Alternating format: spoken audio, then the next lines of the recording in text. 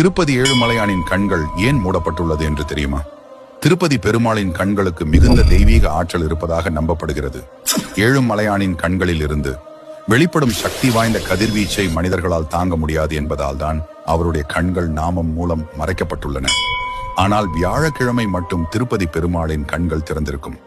இதற்கான காரணம், வியாழக்கிழமை காலை பெருமாளுக்கு திருப்பாவாடை சேவை நடைபெறும். அன்று காலை 6 மணிக்கு பெருமாள் அணிந்திருந்த ஆபரணங்கள் அனைத்தும் நீக்கப்படும். பின்னர் அவருக்கு இடப்படும் நாமத்தின் அளவு குறைக்கப்படும். இதனால் அவரது கண்கள் நன்றாக தெரிய வரும். வெங்கடேச பெருமாளுக்கு எதிராக மலை போல் புளியோதரையை குவித்து வைப்பார்கள். இந்த புளியோதரையை நேராக கருவறையில் உள்ள பெருமாளுக்கு நிவேதனமாக படைப்பார்கள். வியாழக்கிழமை அபிஷேகத்தின் போது திருப்பதி ஏழுமலையான் அவருடைய 3வது கண்ணை திறக்கிறார் என்பது ஐதீகம்.